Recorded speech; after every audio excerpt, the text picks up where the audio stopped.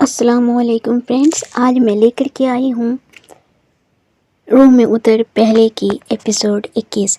تو فرینڈس، یہ ناول میری خود کی لکھی ہوئی ہے، تو please don't copy paste without my permission, اور بچے اس سے دور رہیں۔ تو چلیں فرینڈس، میں ریڈ آؤٹ کر رہی ہوں۔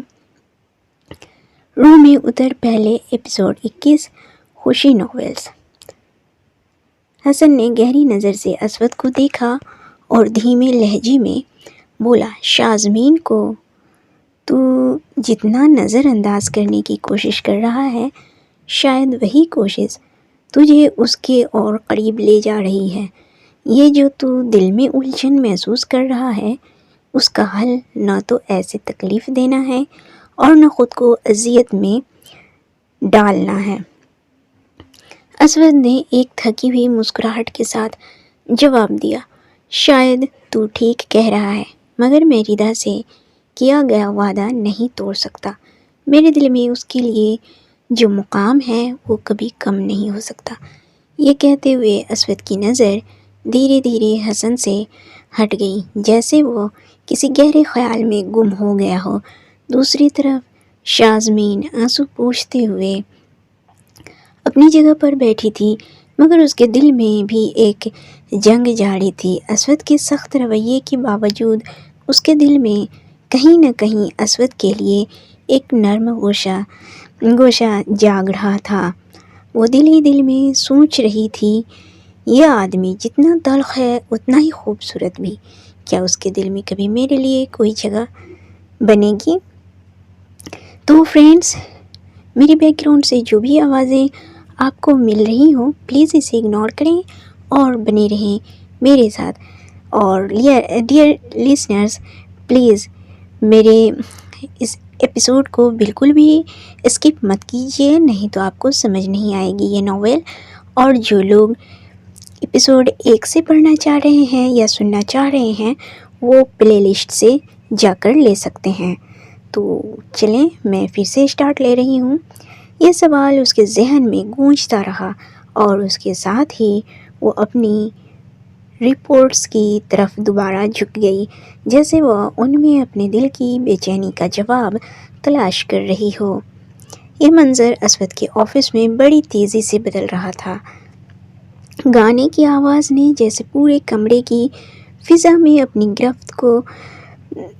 گرفت کر لی تھی، اور اس کے ساتھ ہی حسن کی نظریں مسلسل اس موبائل اسکرین پر جمی ہوئی تھیں جس پر گانے کے بول کے ساتھ ایک نام چمک رہا تھا، جانے من تجھے چاہتے ہیں، چاہتوں سے زیادہ تجھے چاہتے ہیں۔ اس نام کے ساتھ اس کی نظریں جیسے شیشے کی ٹیبل پر چمک رہے تھے، اور وہ نام تھا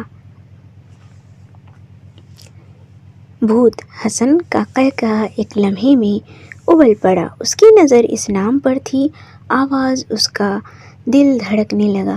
اسود کی نظریں حسن پر مرکوز ہوئیں، وہ کچھ نہ سمجھ سکا، لیکن حسن کا قہقہا اس کی بے چینی کا غماز تھا۔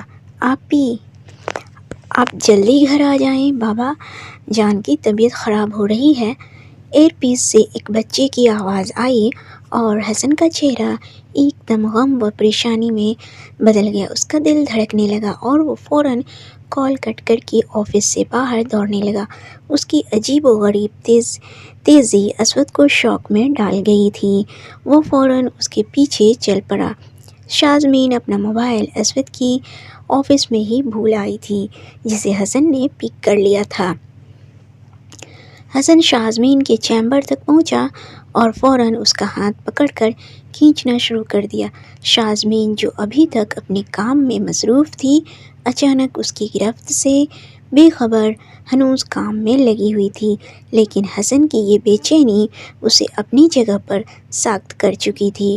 وہ جیسے کسی انجانے خوف میں مبتلا تھا، جس کی شدت نے شازمین کو بھی گھبرا دیا۔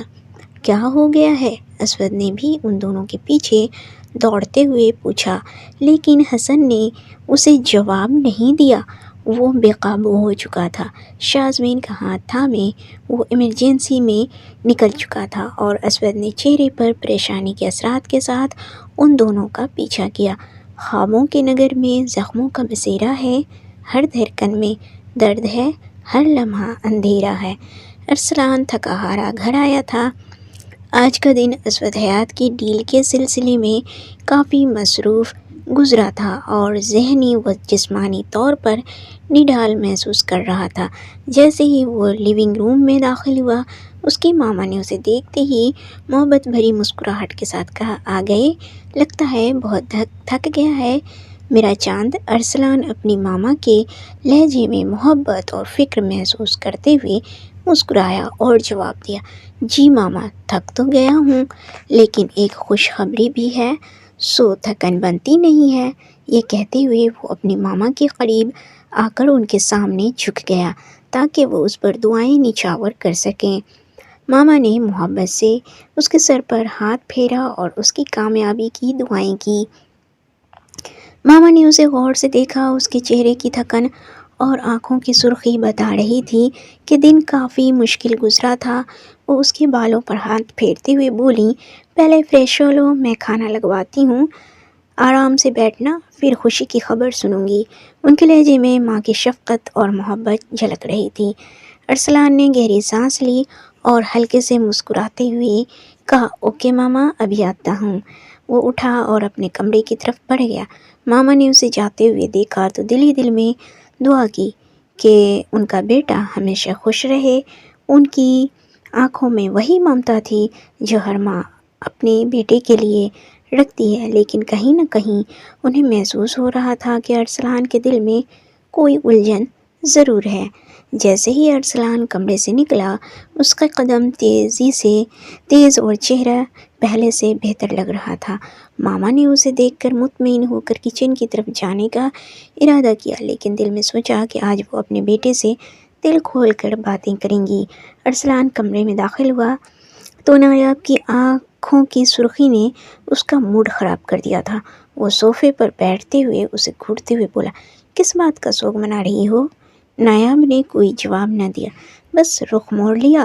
اس کی خاموشی اور آنسو ارسلان کے اندر غصے کی لہر دوڑا گئی۔ میں نے کچھ پوچھا ہے، جواب دو نایاب، اس نے سخت لہجے میں کہا۔ آپ کو فکر نہیں کرنا چاہیے ارسلان، نایاب نے رخ موڑے بغیر ٹوٹے ہوئے لہجے میں جواب دیا۔ ارسلان کی مٹھیاں بھیج گئیں، اس کی بے بسی اسے مزید غصے میں لے آئی تھی۔ وہ دھیرے سے لیکن مضبوط لہجے میں بولا، سارے فرق تو مجھے ہی پڑتے ہیں نایاب، اب چلو منہ ٹھیک کرو اور میرے پاس آؤ۔ نایاب نے کوئی جواب نہیں دیا، وہ وہیں کھڑی رہی آنسو بہاتی ہوئی۔ ارسلان برداشت نہ کر سکا اور دہاڑتے ہوئے بولا، میں نے کہا میرے پاس آؤ نایاب۔ نایاب نے لرزتے قدموں سے اس کی طرف دیکھا، اس کی آنکھوں میں خوف اور بے بسی جھلک رہی تھی۔ ارسلان کو اس کی حالت دیکھ کر کچھ عجیب سا محسوس ہوا، لیکن وہ اپنے غصے کی آگے ہار نہیں ماننا چاہتا تھا۔ شاباش۔ یہ ہونے بعد ارسلان نے اس کے پاس آنے پر طنزیہ مسکراہٹ کے ساتھ کہا، بیٹھو۔ اس نے نایاب کی طرف اشارہ کرتے ہوئے حکم دیا۔ نایاب نے گھبرا کر صوفے کے کنارے پر بیٹھنے کی کوشش کی، لیکن ارسلان نے سر جھٹک کر کہا، یہاں نہیں یہاں۔ اس نے اپنے قدموں کی طرف اشارہ کرتے ہوئے کہا۔ نایاب کی آنکھوں میں حیرت تھی، وہ بے یقینی کے ساتھ اسے دیکھنے لگی۔ حیرانی کی تصویر بنی رہو گی یا میری بات مانو گی؟ جوتے اتارو اور انہیں ٹھیک جگہ پر رکھو، ارسلان نے بے نیازی سے کہا۔ نہیں، نایاب نے آنسوؤں کو روکنے کی کوشش کرتے ہوئے کہا، میں آپ کی نوکر نہیں ہوں ارسلان، یہ مجھ سے نہیں ہوگا۔ ارسلان نے تھوڑی دیر اسے دیکھا، پھر ہنس کر بولا، صحیح کہا تم نے، نوکر نہیں ہو تم۔ ایسی فرمائشیں میں نوکر سے کروں گا تو عجیب لگے گا نہیں؟ عجیب نہیں لگے گا۔ نایاب کی آنکھوں سے آنسو بہنے لگے، لیکن وہ خاموش رہی۔ ارسلان نے طنز بھرے لہجے میں کہا، چلو شاباش، جوتے اتارو اور اسے ریک میں رکھو، مجھے بے ترتیبی بالکل پسند نہیں ہے، سمجھی؟ نایاب نے اپنی جگہ سے ہلنے سے انکار کر دیا۔ یہ دیکھ کر ارسلان کا غصہ پھر بھڑک اٹھا۔ سن نہیں رہی ہو کیا کہہ رہا ہوں؟ اس نے غصے سے کہا۔ نایاب کو لگا کہ اس کے پاس کوئی اور راستہ نہیں بچا۔ اس نے لرزتے ہاتھوں سے ارسلان کے جوتے اتارے، اس ریک میں رکھ دیا۔ اس کے آنسو بے قابو ہو گئے اور وہ جلدی سے واش روم میں جا کر خود کو بند کر لیا۔ पीछे अरसलान खामोश बैठा धुआं उड़ा रहा था, लेकिन नायाब की आंखों से बहते आंसू उसके दिमाग में गर्दिश करने लगे। वह बेचैन होने लगा। उसका दिल किया कि उसे जाकर रोके, लेकिन उसकी अना ने उसे रोक लिया। वो चाहता था कि सब कुछ उसकी मर्जी के मुताबिक हो, चाहे उसके दिल की कैफियत कुछ भी हो। नायाब ने खुद को वॉशरूम में बंद किया हुआ था और अरसलान बाहर खड़ा उसे बेसब्री से दरवाजे पर दस्तक दे रहा था। जल्दी बाहर आओ, मुझे भी फ्रेश होना है, मामा नीचे इंतज़ार कर रही हैं हमारा। एक बार फिर अरसलान की गिरजदार आवाज़ गूंजी। दरवाज़ा खोलते हुए नायाब ने झुकी हुई नज़रों के साथ साइड दी। वो खामोश थी, लेकिन उसके चेहरे पर फैली उदासी वाज़ेह थी। अरसलान ने उस पर गुस्सा किए बगैर जल्दी से आईने के सामने खड़े होकर बाल दुरुस्त किए। मामा के सामने रोनी सूरत लेकर मत जाना, मुझे रिदा की शादी के बारे में बात करनी है। वो अचानक खुशी से बोला, बहुत ही बेस्ट लड़का देखकर आया हूँ अपनी बहन के लिए। तुम तो जानती होगी, अरे वही बिज़नेस की दुनिया के बेताज बादशाह असवद हयात। ये सुनते ही नायाब के दिल की धड़कन तेज़ हो गई। उसका चेहरा जर्द पड़ गया। वो आंखों में खौफ का साया उभर आया। अरसलान अपनी खुशी में उसकी हालत पर गौर किए बगैर बात करता रहा। मैं ये खुशखबरी पहले मामा को देना चाहता था, लेकिन पता नहीं क्यों तुम्हें पहले बता दिया, उसने बेध्यानी में कहा, लेकिन नायाब की आंखों से निकलते आंसू से बेचैन कर गए। क्यों, तुम्हें मेरी बहन की खुशी से भी प्रॉब्लम है? अरसलान ने तंजिया अंदाज में कहा और नायाब की हालत को नज़रअंदाज करते हुए दरवाज़ा ज़ोर से बंद करके बाहर निकल आया। नायाब वहीं खड़ी रही, आंखों से बहते आंसू उसके गालों को भिगो रहे थे। असवद हयात का नाम सुनते ही उसकी माजी की ताल्ख यादें उसके दिल में जाग उठी थीं। वो जानती थी कि यह खबर अरसलान के लिए खुशी की होगी, लेकिन उसकी बहन के लिए ये एक डरावना ख्वाब था। तो फ्रेंड्स, आज के लिए बस इतना ही। फिर मिलती हूँ आपसे नेक्स्ट एपिसोड के साथ। और फ्रेंड्स, उम्मीद है मुझे कि आप लोगों को ये एपिसोड ज़रूर पसंद आई होगी। और फ्रेंड्स, मेरी ये एपिसोड आपको पसंद आई हो तो please like, share and comments करना ना भूलें। और अगर आप मेरे लिए नए हैं तो प्लीज़ मेरे चैनल को सब्सक्राइब करें, बेल आइकन प्रेस करें, ताकि मेरी नेक्स्ट आने वाली वीडियोज़ की नोटिफिकेशन आपको पहले मिल सके। Thanks for watching. मिलती हूँ कल, तब तक के लिए take care, bye bye and अल्लाह हाफ़िज़।